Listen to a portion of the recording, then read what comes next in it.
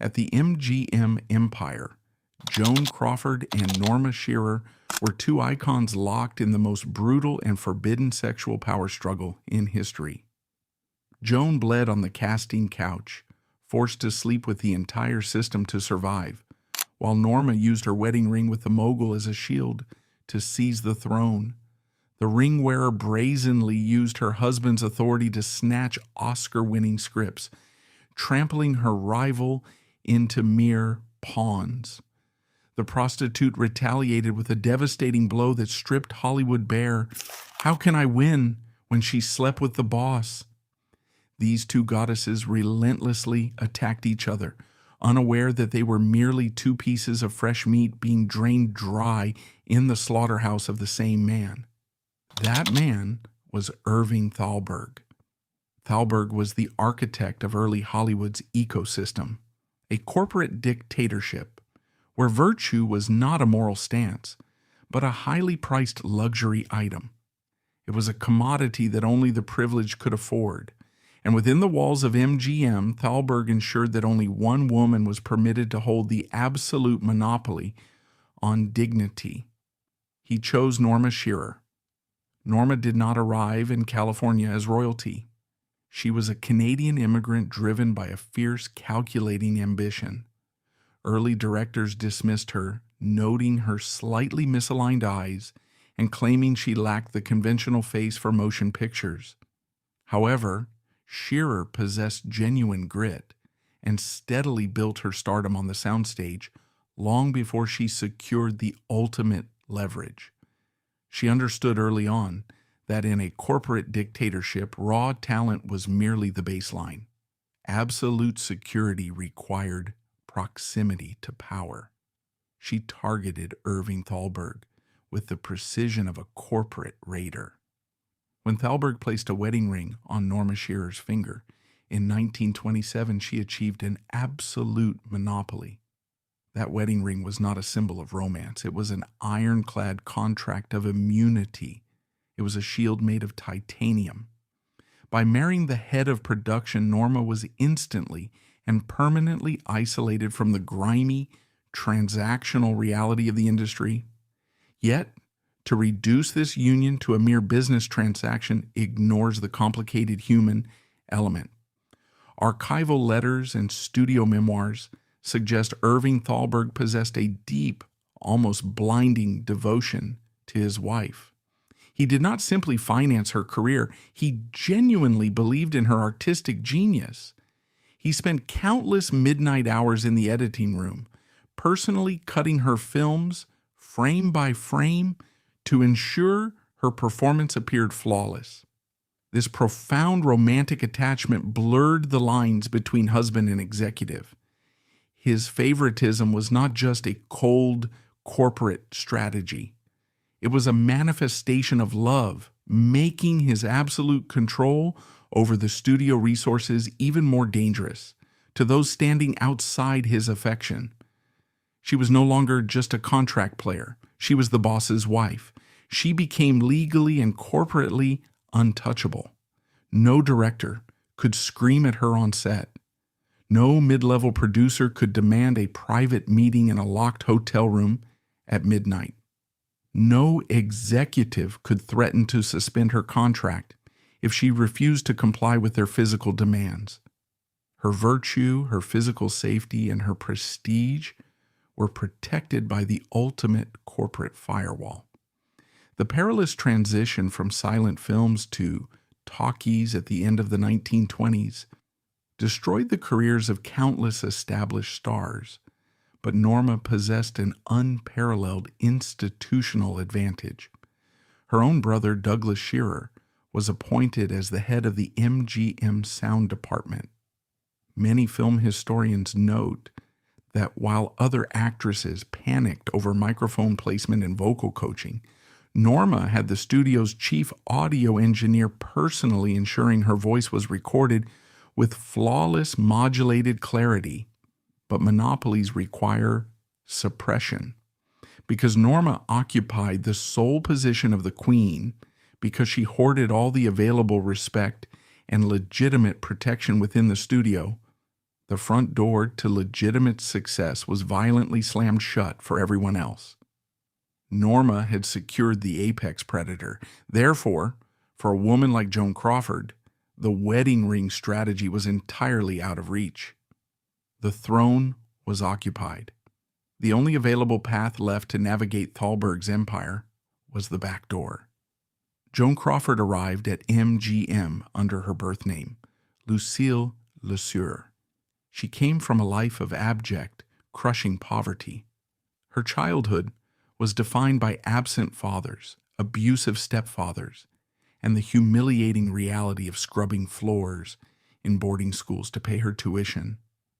Joan Crawford did not view Hollywood as a place to make art. She viewed Hollywood as a place to avoid starvation. Thalberg, observing Crawford from his pristine executive office, recognized her as raw, unrefined capital. He saw a woman whose profound fear of poverty made her highly exploitable.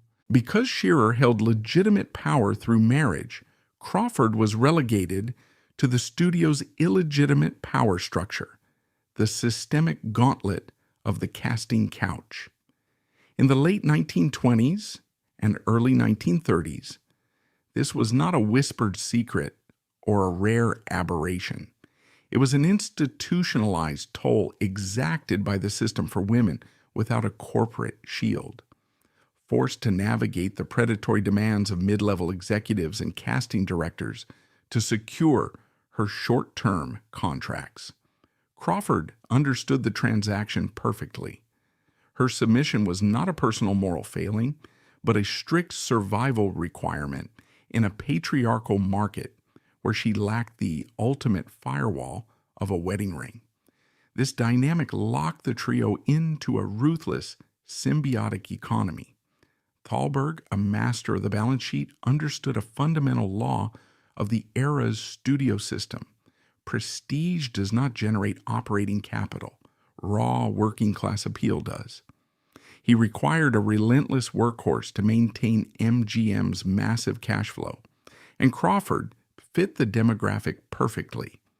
He deliberately cast her in back-to-back commercial melodramas, requiring her to play gritty, hyper-sexualized shop girls. Thalberg capitalized on her grueling schedule, utilizing her palpable physical exhaustion as a marketing tool. She worked brutal 14-hour shifts under blistering carbon arc lamps, trading her physical stamina for staggering box office receipts. Yet the millions of dollars Crawford generated did not belong to her. This immense revenue went directly into Thalberg's production budget, serving a singular calculated purpose: subsidizing Norma Shearer.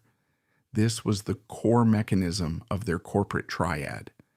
Thalberg weaponized the profits extracted from Crawford's relentless blue-collar labor and funneled them directly into his wife's elite status.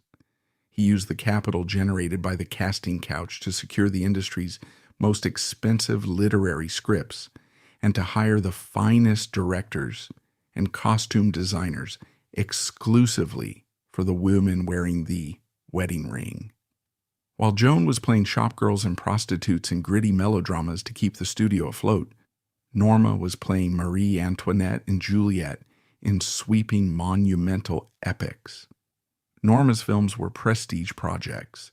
They were wildly expensive and often lost money, but they won Academy Awards. They bought the studio respectability, and that respectability was entirely financed by the woman dancing until her feet bled on the adjacent soundstage. The triangle functioned as a flawless machine of mutual exploitation. Thalberg used Joan's physical degradation to pay for Norma's high culture campaigns. Norma used Thalberg's absolute power to ensure Joan was continually denied access to prestige roles, keeping her rival trapped in the mud to eliminate the competition. And Joan, desperate for survival, was forced to continue feeding the very system that oppressed her, because Thalberg controlled the contract that kept her from starving. They were inextricably, violently linked. Joan hated Norma because Norma was a living, breathing monopoly who enjoyed unearned privilege simply because she signed a marriage certificate. Norma looked down on Joan with the serene condescension of old money, watching new money scramble, using her husband's authority to casually crush Joan's upward mobility. And Thalberg sat between them, the architect of their mutual hatred, expertly balancing the dirty money of the system's mistress against the sanitized prestige of his legal wife. This was not a rivalry over a man's heart. It was a blood sport for corporate resources. The wedding ring and the casting couch were not just two different women, they were the two opposing pillars of a totalitarian regime. And as the 1930s progressed, the friction within this locked triad would escalate from silent resentment into an open, vicious corporate war. The true nature of this corporate war was not printed on movie posters. It was built into the physical geography of the Metro-Goldwyn-Mayer lot in the early 1930s. The studio was not a collaborative artistic commune. It was a rigidly stratified factory, and the physical bodies of the actresses were treated as heavy, depreciating industrial machinery. The war between Joan Crawford and Norma Shearer was fought not just in the executive suites, but on the concrete floors of the sound stages, measured in degrees Fahrenheit and milligrams of amphetamines. Joan Crawford's reality at MGM was a blue-collar sweatshop. She clocked in at the studio gates at 5 a.m. There was no chauffeur. There was no red carpet. She reported directly to the general makeup department, an assembly line where faces were aggressively scrubbed, chemically painted, and hair was pulled into agonizingly tight waves. By 8 a.m., she was on the floor. In the early 1930s, the technology of motion pictures was physically hostile to the human body. To expose the slow film stock of the era, the studios utilized massive carbon arc lamps. These lights did not just illuminate, they radiated an intense blistering heat. On a closed sound stage with heavy acoustic doors sealed tight to prevent outside noise from ruining the primitive microphones, the temperature routinely climbed past 100 degrees. Joan Crawford was ordered to stand under these scorching artificial suns for 12, 14, sometimes 16 hours a day. She was strapped into corsets, instructed to dance in high heels until her feet physically blistered and bled into her shoes, and commanded to project an image of boundless jazz-age sexual energy. When her biological system inevitably began to fail from the sheer exhaustion, the studio did not offer her a vacation. They offered her chemistry. Studio doctors, functioning as little more than corporate mechanics for Thalberg's machinery, dispensed amphetamines, uppers, to keep Joan awake and firing on cue through the punishing shooting schedules. When the director finally yelled "cut" at midnight, her nervous system was too wired to sleep. So the mechanics distributed barbiturates, downers, to forcefully knock her out for the 4 hours she was permitted to rest before the cycle began again at 5 a.m. Joan Crawford's central nervous system was hijacked. Her biology was actively managed by the MGM payroll department. Thalberg required her to churn out 3 or 4 pictures a year to maintain the studio's cash flow. She was a high-yield, low-maintenance asset, and she was being driven into the ground. The sheer economic force of her working-class appeal extended far beyond the box office. In the 1932 film Letty Linton, studio designer Adrian created a white cotton dress with exaggerated ruffled sleeves specifically for Crawford. According to fashion historians, Macy's department store produced a budget replica of this gown, selling over 500,000 copies nationwide. Joan was not just selling movie tickets, she was single-handedly driving the American retail economy during the Great Depression. Norma Shearer's reality on the exact same studio lot was a different dimension. Norma did not arrive at 5 a.m. Norma arrived at 10 a.m. She was driven through the Culver City gates in a chauffeured limousine. She did not report to the general makeup department to sit shoulder to shoulder with the contract players. She retreated to her private, custom-built dressing room suite. This structure was larger and more luxuriously appointed than the homes of most mid-level executives. It was upholstered entirely in white silk, a deliberate visual declaration of her untouchable purity. She possessed a dedicated team of personal makeup artists, hairstylists, and wardrobe assistants, whose sole corporate function was to ensure her absolute physical perfection before she ever stepped foot on a stage. On Norma's sets, the temperature was strictly regulated. The schedules were civilized. If Norma was tired, production halted. If Norma did not like a line of dialogue, writers were summoned immediately to revise the script to her liking. Most crucially, Norma controlled the lens. Norma Shearer had a noticeable physical flaw. She possessed a slight strabismus, a lazy eye. In the ruthless physical economy of Hollywood, this should have been a fatal defect. But Norma possessed the ultimate corporate shield. Irving Thalberg assigned the legendary cinematographer William Daniels to be her exclusive cameraman. Daniels was a master of shadow and diffusion. He engineered specific, highly complex lighting setups designed solely to mask Norma's physical imperfections and bathe her in an ethereal, glowing aura. He literally filtered her reality. He built a wall of light to protect the boss's wife. This optical protection hid a profound psychological vulnerability. Behind the aristocratic facade, biographical accounts reveal a woman gripped by deep-seated insecurity. Norma was acutely aware of the younger, fiercely magnetic talent rising through the ranks. Her polite condescension on the lot was a defense mechanism. She clung to her husband's power and her exclusive lighting designer because she secretly feared she could not compete on raw, unvarnished talent alone. The white silk dressing room was not just a symbol of status. It was a heavily guarded sanctuary designed to keep her own paralyzing doubts at bay. Joan Crawford received no such protection. She was shot under the harsh, unforgiving glare of the standard studio lights. The camera captured her exactly as she was, sweating, desperate, and fighting for her life. This physical disparity was merely the baseline of the abuse. The true, bloodletting warfare between the casting couch and the wedding ring was waged in the acquisition of narrative capital. And Hollywood scripts are not just stories, they are currency. A great script buys you respect.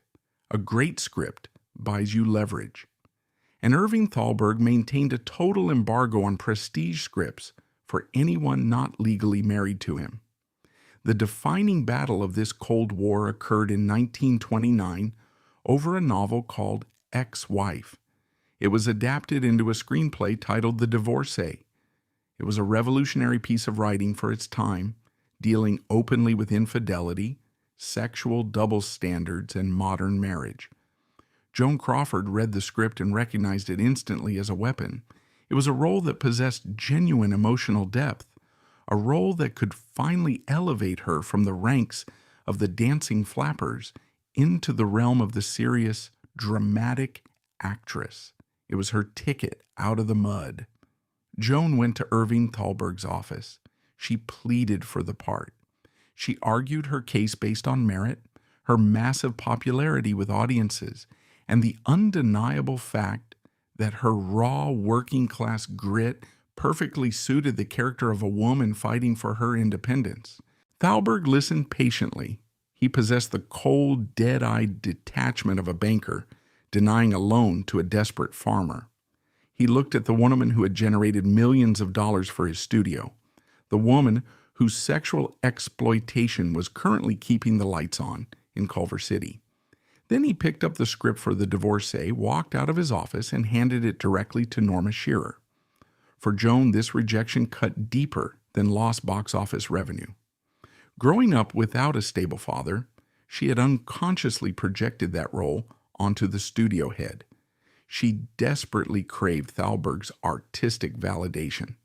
She wanted the architect of MGM to look at her and see a serious actress, not just a dancing commodity. Handing the script to his wife was a crushing psychological blow. It was the ultimate paternal betrayal. Joan realized that no matter how much revenue she generated, she would always remain the disowned child of the empire, forever locked out of the legitimate family portrait. He did not just give Norma the role. He orchestrated a massive corporate campaign to ensure she succeeded in it. Thalberg hired a celebrated photographer, George Hurrell, to shoot a series of provocative, glamorous portraits of Norma to prove to the skeptical executives that his refined aristocratic wife could play a sexually liberated woman. He deployed the studio's vast publicity department to engineer the public's perception before a single frame of film was even shot. Joan Crawford watched this colossal machinery mobilize from the sidelines, completely paralyzed. She was forced to watch her own ambition be repurposed to feed her rival. When The Divorcee was released in 1930, it was a massive critical and commercial success. For her performance, Norma Shearer won the Academy Award for Best Actress. For Joan, watching Norma accept the industry's highest honor was a brutal realization of the studio's unwritten hierarchy. It was the moment the illusion of meritocracy was permanently shattered. Joan watched Norma walk up to the podium, cloaked in expensive silk, and accept the highest honor in the industry. She watched Norma clutch a golden statue that was bought, paid for, and marketed by the studio apparatus, an apparatus that Joan's own grueling lowbrow labor had financed. Joan realized in that moment that hard work in Hollywood was a trap. Sweating under the arc lamps did not equal artistic respect. Bleeding on the casting couch did not buy you a seat at the adult table. Hard work merely bought you the privilege of working harder tomorrow. The only currency that mattered was proximity to the throne. The theft of the divorcee solidified into a permanent corporate strategy. Thalberg realized that starving Joan of prestige was an incredibly effective management tool. In 1931, MGM acquired the rights to A Free Soul, a gritty, highly dramatic story about a mobster and an alcoholic defense attorney's daughter. Again, Joan Crawford campaigned desperately for the role. It was raw, it was aggressive, and it required a woman who understood the gutter. And once again, Thalberg intercepted the script and handed it to Norma. Norma received another Academy Award nomination. Joan received another dancing picture. Dance, fools, dance. Thalberg's strategy was diabolically brilliant. By continually denying Joan access to legitimate material, he kept her hungry. He kept her humiliated, and he channeled that humiliation directly into her performances in the B-tier commercial films. Her desperate need to prove herself, her raging inferiority complex, translated into a feral magnetic energy on screen that Depression-era audiences paid millions to see. They saw a woman fighting for her life because she actually was. Thalberg was effectively monetizing Joan's frustration. He was strip mining her ambition and selling it at 25 cents a ticket. This dynamic created an invisible, unbreakable glass ceiling over the casting couch. Joan Crawford was a pragmatist. She understood that she had to sleep her way to the middle. She calculated the transactions. She engaged in affairs with powerful leading men like Clark Gable, using their star power to bolster her own box office draw. She navigated the predatory advances of producers, but she quickly discovered the brutal limitation of this strategy. You can sleep with a casting director to get a role. You can sleep with a co-star to get your name above the title. But you cannot sleep your way to an Oscar when the man who greenlights the Oscar campaigns is already married to your competition. In every corporate transaction, raw talent was simply no match for a marriage certificate. Norma Shearer was acutely aware of this power dynamic, and she wielded it with terrifying subtlety. Norma did not scream at Joan. She did not throw tantrums. She employed a far more damaging tactic: polite sadism. Norma used her proximity to power to casually, effortlessly crush Joan on a daily basis. The studio was a surveillance state, and Norma's dressing room functioned as the intelligence headquarters. Directors, writers, and producers effectively auditioned for her favor. To cross Norma Shearer was to commit professional suicide. She would casually visit the sets of Joan's films. These were not friendly drop-ins, they were psychological knife twists. Norma would arrive on the sweltering, chaotic soundstage in immaculate couture, flanked by studio executives. She would silently observe Joan sweating under the brutal heat of the lights. Repeating a scene for the 10th time, Norma would smile her polite, aristocratic smile.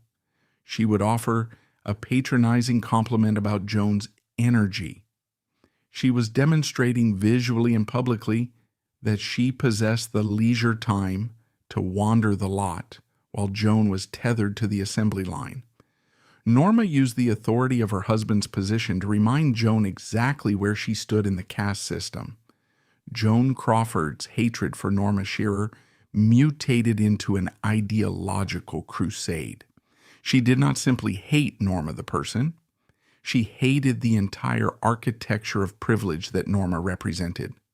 Joan was forced to engage in a degrading transactional existence just to survive, while Norma engaged in the ultimate transaction, marrying the CEO, and was rewarded with sainthood.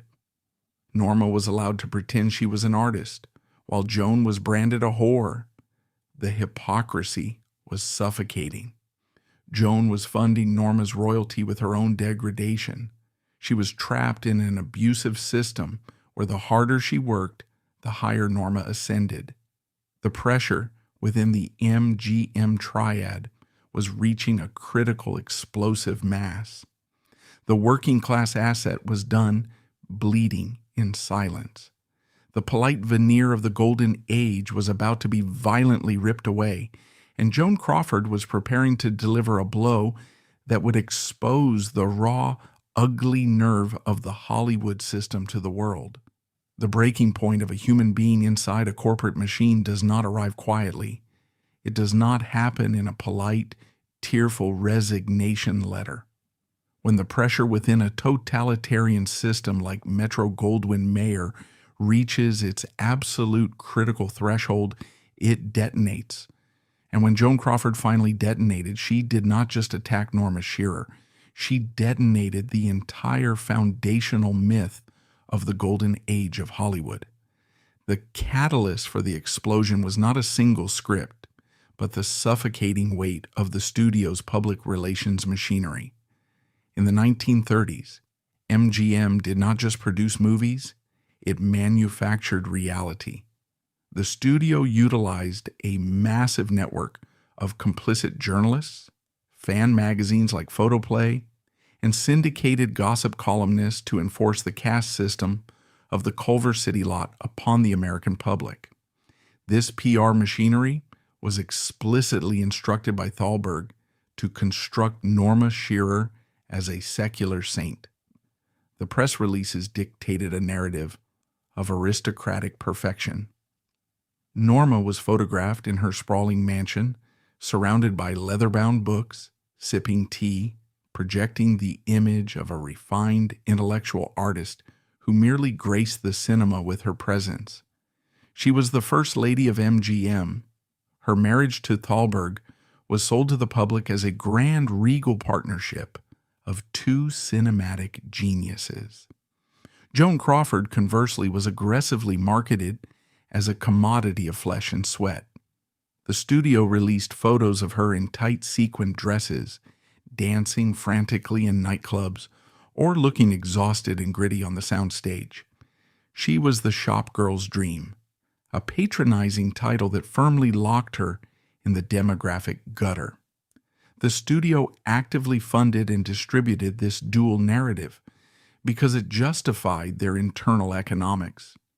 If the public believed Norma was inherently superior, then the public would accept that Norma deserved the expensive prestige pictures, while Joan belonged in the cheap melodramas. Joan was acutely aware of this manufactured discrepancy. She read the magazines. She saw the carefully curated photographs of Norma's untouchable domestic bliss, and it made her sick to her stomach. Joan knew exactly how the sausage was made. She knew that Norma Shearer was not a superior artist. She knew that Norma's intellectual aura was entirely synthesized by Thalberg's lighting directors, Thalberg's script doctors, and Thalberg's money. Joan was carrying the financial weight of the studio on her back, sacrificing her physical health, her joints, and her nervous system to keep the corporation flush with cash, only to watch that cash be used to buy Norma another Academy Award nomination. The injustice was no longer just professional. It was a visceral, physical sickening. Joan realized that playing by the rules of the system was a rigged game. She could do 100 takes under the blistering arc lamps. She could dance until her shoes filled with blood. She could memorize every line perfectly. She could generate 10 times the box office revenue of her rival. And it would mean absolutely nothing. It would never equal the leverage of a single softly spoken whisper from Norma in Irving Thalberg's bed. The casting couch was a brutal mechanism of survival, but it had limits. You could sleep with a director for a role, but the transaction ended when the film wrapped. The wedding ring co-operating, however, was a permanent monopoly. It was a hostile takeover of the means of production. Joan realized that she was not competing against another actress. She was competing against a legally binding contract of nepotism.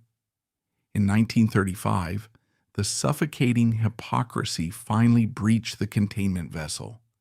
Joan Crawford bypassed the MGM publicity department, stepped outside the protective, heavily censored walls of the studio, and went rogue. Speaking directly to the press, her voice dripping with years of accumulated bile, exhaustion, and ideological hatred, Joan delivered a quote that struck the foundation of the studio system like a kinetic strike. It was a moment of absolute, unfiltered corporate rebellion. "How can I compete with Norma?" Joan sneered. "She sleeps with the boss." Those 10 words were not a catfight. They were not a display of petty feminine jealousy. That quote was a whistleblower's manifesto. It was an act of corporate treason that permanently altered the historical record of Hollywood. With that single razor-sharp sentence, Joan Crawford reached up and violently ripped the mask off the entire operation. She did not just insult Norma Shearer, she deconstructed her. She publicly identified the system for what it was, a high-level prostitution ring thinly disguised as an art form. Joan dragged Norma down from her pristine, white-upholstered pedestal and threw her into the exact same transactional mud that the rest of the working-class actresses were forced to occupy.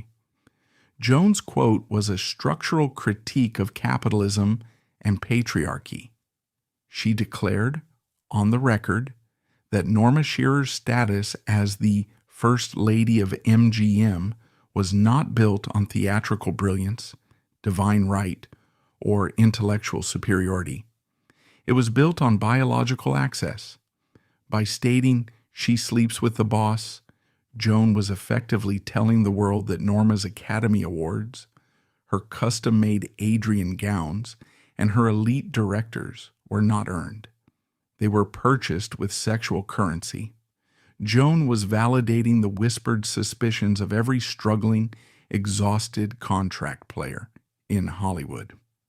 She was proving that the only difference between the casting couch and the wedding ring was the length of the contract and the quality of the legal representation.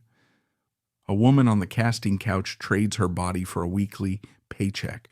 A woman with a wedding ring trades her body for the entire studio. Both are transactions. Both are survival mechanisms in a patriarchal dictatorship. But only one is hypocritical enough to demand the public worship her as a saint.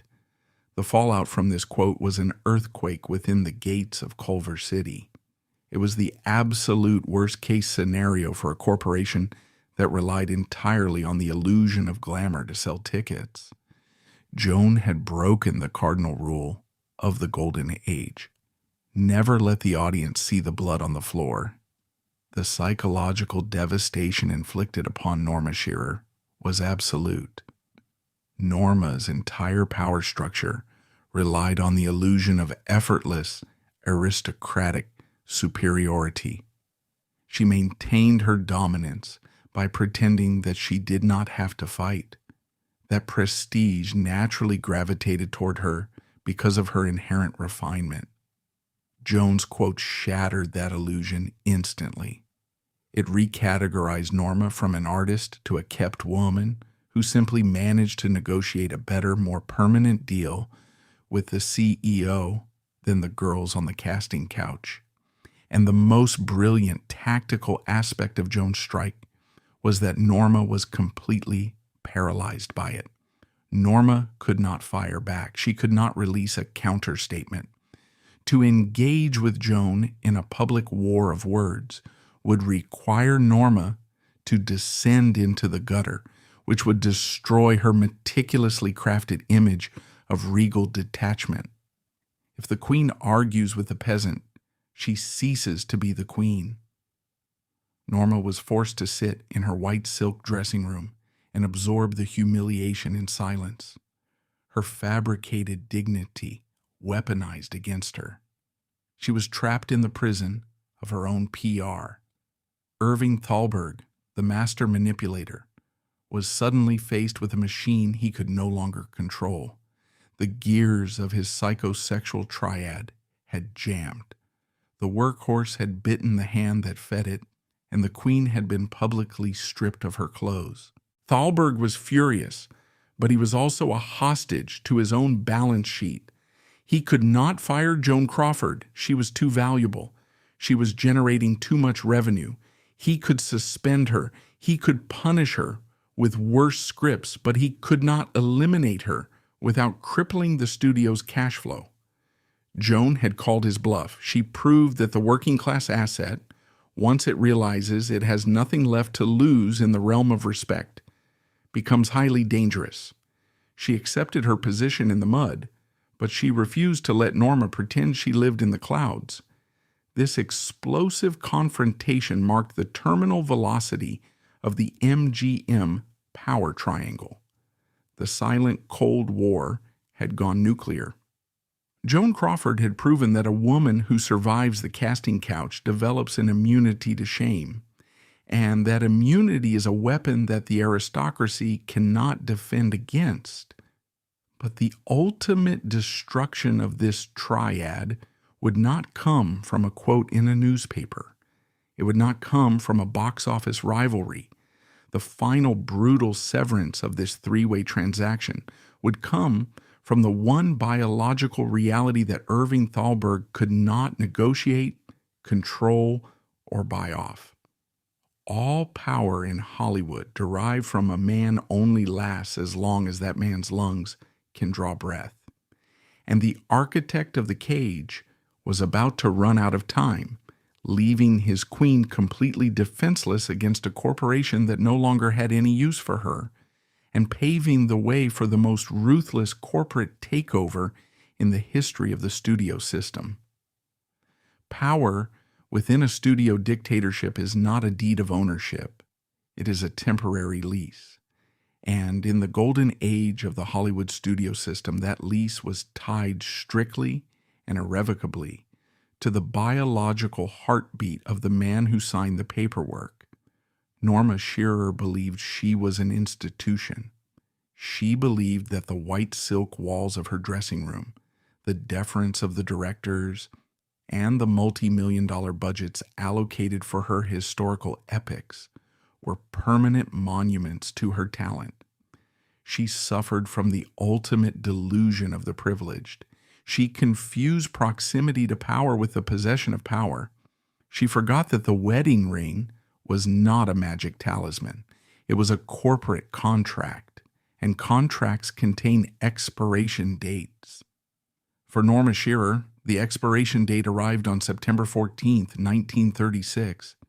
Irving Thalberg, the architect of the MGM triad, the boy wonder of cinema, and the man who had single-handedly insulated Norma from the brutal transactional realities of Hollywood, died of pneumonia. He was 37 years old. In the real world, the sudden death of a young husband and father is a profound human tragedy. But Metro-Goldwyn-Mayer was not the real world. It was a publicly traded corporation.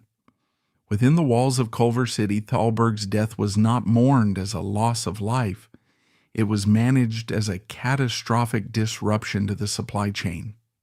The physical reality of a man's lungs failing to draw oxygen triggered an immediate, ruthless recalculation of assets in the boardroom.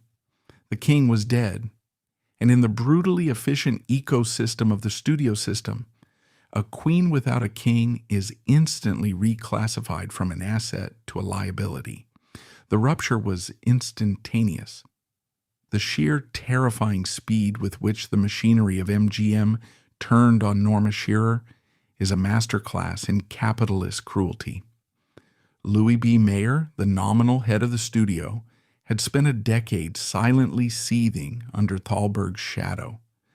Mayer was a man of the gutter, a former scrap metal dealer who built an empire, and he deeply resented Thalberg's intellectual arrogance.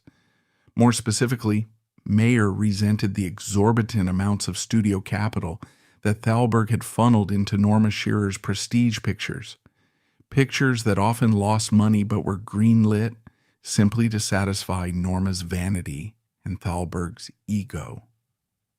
The moment Thalberg's body was lowered into the ground in Glendale, California, Louis B. Mayer moved to liquidate his widow's empire. The dismantling of Norma Shearer was not a loud, explosive firing. It was a cold, systemic strangulation. Mayer understood that to destroy Norma, he did not need to tear up her contract. He simply needed to remove the artificial infrastructure that Thalberg had built to keep her elevated. He needed to force Norma to compete on an even playing field, a playing field she was entirely unequipped to navigate because she had never been forced to fight for her survival. The first pillar to be kicked out from under her was the script department. For 10 years, Norma had the absolute right of first refusal on every prestige script that entered the lot. She was handed masterpieces on a silver platter. Overnight, that pipeline was severed. Mayer began routing the best writers and the most lucrative, award-winning narratives to other actresses. Norma was suddenly forced to read the leftovers. She was handed scripts that were aging, structurally flawed, or transparently designed for younger women. She no longer had a husband to intercept the narrative capital. The second and ultimately fatal pillar to collapse was her institutional immunity. While Mayer could not immediately strip her of her optical bodyguard, cinematographer William Daniels, who remained contractually bound to shoot her in Marie Antoinette and the Women, he effectively stripped her of Thalberg's absolute financial mandate. Directors were no longer ordered to spend endless days perfectly tweaking a single close-up of the First Lady of MGM. Mayer mandated faster, more ruthless shooting schedules. The camera, which had been her most manipulated ally, slowly began to capture the lines of anxiety and a fading youth. More devastatingly, without Thalberg to protect her ego, the studio executives began to speak to her with the blunt, brutal honesty they reserved for their standard property. The pristine, ethereal aura evaporated, exposing a terrified woman who no longer had the CEO's backing to shield her from the industry's obsession with youth. Norma Shearer tried to hold on to the wreckage. She possessed a fierce, desperate pride, and she attempted to leverage the ghost of her husband to maintain her status. She forced the studio to proceed with Marie Antoinette, a sprawling, wildly over-budget historical epic that Thalberg had planned for her before his death. The studio, out of a brief, obligatory sense of corporate mourning, allowed it to be made. But Marie Antoinette was a glorious mausoleum. It was the last gasp of the Thalberg era. When the film wrapped, the grace period expired. Norma was entirely alone in a boardroom of wolves. The executives at MGM began to view her not as royalty, but as an expensive relic. She demanded high salaries, but she could no longer guarantee the box office returns to justify them. Without Thalberg to protect her ego, the studio executives began to speak to her with the blunt, brutal honesty they reserved for their property. They told her she was getting too old for romantic leads. They suggested she transition into playing mothers for a woman whose entire identity was built on being the untouchable, perfectly glamorous object of desire. Playing a mother was a psychological death sentence. Norma Shearer's vanity, which had been artificially inflated by her husband's power for a decade, paralyzed her. She rejected roles that could have transitioned her into a respected character actress. She famously turned down the lead role in Mrs. Miniver, a role that won Greer Garson an Academy Award, because she refused to play the mother of a grown son. She turned down the role of Scarlett O'Hara in Gone with the Wind because she misread the public's perception of her. She believed she was still the queen. She did not realize the kingdom had been sold.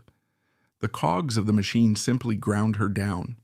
She was given a string of commercial failures. Films like We Were Dancing and Her Cardboard Lover.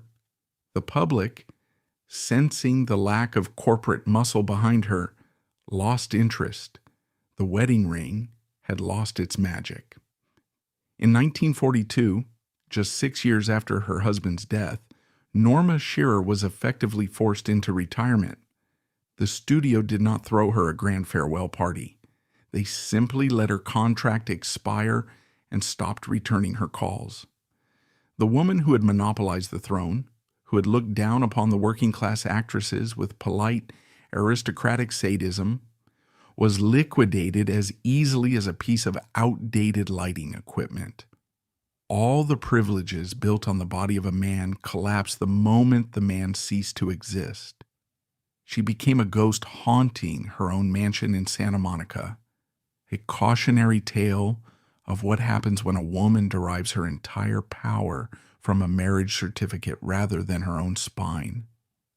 While the corporate machinery of MGM was busy swallowing the queen, the working-class asset was executing a completely different survival strategy. For Joan Crawford, the death of Irving Thalberg was not a tragedy. It was a structural collapse. The ceiling that had kept her suppressed for 10 years had suddenly caved in. But Joan Crawford was not afraid of falling debris.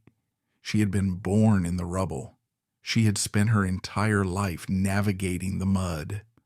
Unlike Norma, Joan's survival was never dependent on Irving Thalberg's protection. In fact, her entire existence at MGM was defined by his oppression. Thalberg had forced her onto the casting couch. He had wrung her dry in cheap melodramas. He had starved her of prestige. Joan had learned to survive not by hiding behind a corporate shield, but by callousing her own skin. When Thalberg died and the power vacuum opened up, Joan did not panic. She calculated. She understood the new management. Louis B. Mayer was a ruthless capitalist, but he was a capitalist who respected raw, generating power. He did not care about aristocratic lineage. He cared about ticket sales. And Joan Crawford, despite a decade of systemic abuse, was still one of the most bankable stars in the world. She immediately moved to fill the void. Without Thalberg actively blocking her, Joan aggressively pursued the complex dramatic roles she had been denied. She leveraged her massive fan base against the boardroom. She utilized the exact same transactional ruthlessness she had learned on the casting couch, but she applied it to contract negotiations. She knew the executives were wolves, but she had spent 10 years learning how to bite back. However, the transition was not a seamless victory. The system always demands blood, and the late 1930s brought a new, terrifying method of corporate sabotage. In 1938, the Independent Theater Owners of America, a powerful coalition of cinema operators, published a full-page advertisement in the Hollywood trade papers. It was a hit list. It named several major stars whose massive salaries were no longer justified by their ticket sales. They branded these actors box office poison. Joan Crawford's name was on that list. This was a coordinated industry-wide assassination attempt. The label of box office poison was designed to break an actor's leverage, to humiliate them publicly, and to give the studio executives the justification they needed to slash salaries or terminate contracts. It was the kind of public, humiliating execution that would have destroyed Norma Shearer. If Norma had been named on that list, her fragile, ego-driven identity would have shattered completely. She would have retreated to her mansion and never shown her face again. But Joan Crawford was immune to humiliation. You cannot shame a woman who has already traded her dignity for survival. You cannot threaten a woman with poverty when she still remembers the physical ache of starvation. When Joan saw her name on the box office poison list, she did not break. She weaponized it. She understood that the label meant MGM was losing faith in her current image. The shop girl persona was expiring. So she did what a survivor does. She mutated. She marched into Louis B. Mayer's office and demanded stronger, darker, more dangerous material. She fought for the role of Crystal Allen in the 1939 film The Women, a vicious, home-wrecking, unapologetic villain. The studio executives were horrified. They warned her that playing a completely unsympathetic, predatory woman would destroy her relationship with her working-class female fan base. Joan ignored them. She knew that the only way to survive a corporate hit was to reinvent herself as a threat. Her performance in The Women was a masterstroke of tactical acting. She channeled every ounce of her rage, her bitterness, and her acquired ruthlessness into the character. The dynamic on set was genuinely explosive because her primary scene partner was Norma Shearer, who was cast as the wealthy, betrayed wife. Sharing a movie production for the first and only time in their careers, the two women turned their fictional dialogue into a tangible proxy war. Studio records and contemporary biographies suggest that director George Cukor had to navigate a daily minefield of ego, with both actresses fiercely guarding their camera angles, monitoring lighting setups, and refusing to yield a single inch of visual dominance. She played a woman who uses her sexuality to dismantle a high society marriage effectively playing out her own class warfare on screen. The film was a massive hit. Joan Crawford resurrected herself by proving she could play a monster better than anyone else on the lot. But Joan's ultimate victory over the system and her final definitive triumph over the ghost of Norma Shearer did not occur within the gates of MGM. It occurred when she committed the ultimate act of corporate defiance. By 1943, Louis B. Mayer was systematically pushing Joan toward the exit. He was favoring younger, softer actresses. He was offering Joan supporting roles and terrible scripts, utilizing the exact same strategy of starvation he had used to liquidate Norma. He expected Joan to quietly accept her demotion, to fade away into the background, and to let the studio discard her on their own timeline. Joan Crawford refused. She did not wait to be fired. She fired the studio. In a move of staggering audacity, Joan Crawford decided she would not wait to be discarded. Recognizing that Mayer was systematically starving her of prestige roles, Crawford negotiated an early mutual release from her MGM contract. She packed her dressing room, walked out the front gates of Culver City, and slammed the door behind her. She was 39 years old. In the brutal biological clock of 1940s, Hollywood, she was considered ancient. The industry press wrote her professional obituary.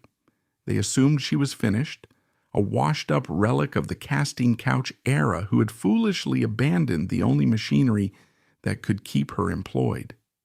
They failed to account for the sheer terrifying resilience of a woman who had nothing left to lose. Joan Crawford drove her car across town to Burbank, California. She marched into the offices of Warner Brothers, a studio known for gritty, hard-boiled, violent cinema, the exact opposite of MGM's sanitized glamour. She signed a contract with Jack Warner, a man even more ruthless than Mayer. She did not demand a white silk dressing room. She did not demand a custom lighting director. She demanded a script that would allow her to rip her own chest open on camera. For 2 years, she sat in her dressing room at Warner Brothers and rejected every mediocre script they sent her. She endured suspension without pay. She starved out the executives. She waited with the terrifying patience of an apex predator. And then the weapon arrived. It was a script based on a James M. Cain novel called Mildred Pierce.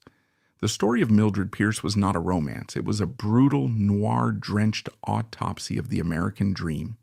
It was the story of a working-class mother who bakes pies, scrubs floors, and builds a restaurant empire through sheer, unyielding grit, all to satisfy the insatiable toxic demands of her aristocratic sociopathic daughter.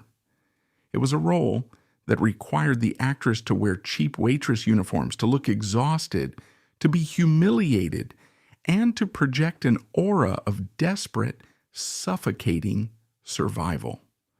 It was the role Joan Crawford was born to play, because it was the autobiography of her own soul. The producers at Warner Brothers did not want her. They thought she was a has-been. The director, Michael Curtis, openly despised her. He called her a phony with shoulder pads. But Joan Crawford did something Norma Shearer would never, ever have done. She submitted to a screen test. She humbled herself before the camera. She stripped off the heavy makeup. She let the harsh, unforgiving Warner Brothers lighting expose the lines on her face, the exhaustion in her eyes, and the hardened, calcified reality of a woman approaching 40. She channeled 18 years of corporate abuse, 18 years of being treated as a secondary asset, 18 years of watching a lesser woman wear a stolen crown into the lens. She secured the role. And when Mildred Pierce was released in 1945, it was not just a commercial hit. It was a cultural earthquake. Joan Crawford delivered a performance of such restrained, heartbreaking, and terrifying power that she fundamentally altered the archetype of the Hollywood actress. She proved that a woman did not need to be an untouchable aristocrat to be considered an artist.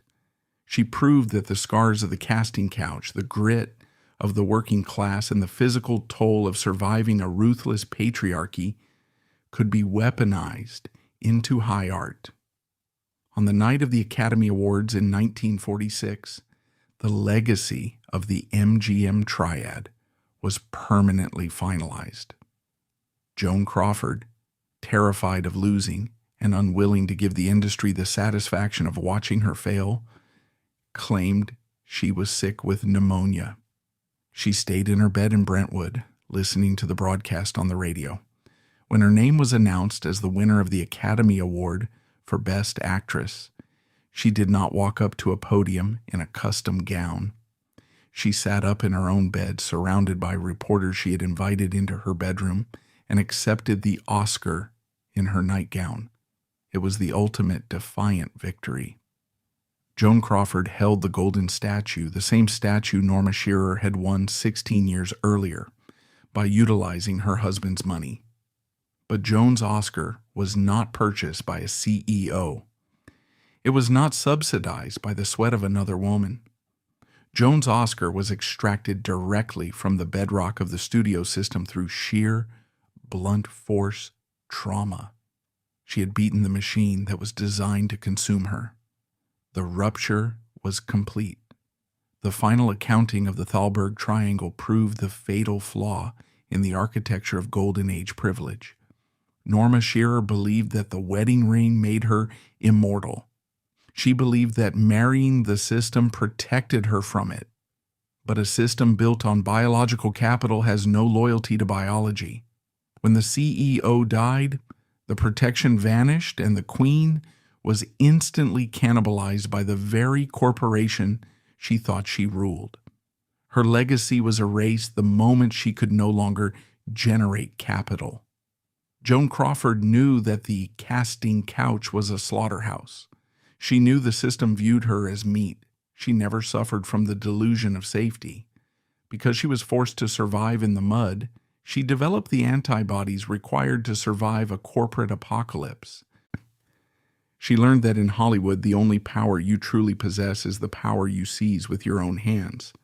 The history of the MGM triad remains a chilling testament to corporate survival. When the studio era collapsed, so did the illusion of permanent safety. Norma Shearer retreated into self-imposed exile, a forgotten relic of institutional dependency. Joan Crawford morphed into a formidable corporate entity herself, outlasting the very machine that tried to consume her. But the studio system did not die, it merely evolved. By the early 1950s, as actresses gained legal leverage, the industry sought a new, darker strategy. If they could no longer control the original stars, they would manufacture replicas through pharmacological control and media manipulation. The brutal transition from the casting couch to the Hollywood Clone Wars had begun, setting the stage for tragic figures like Marilyn Monroe and Jane Mansfield.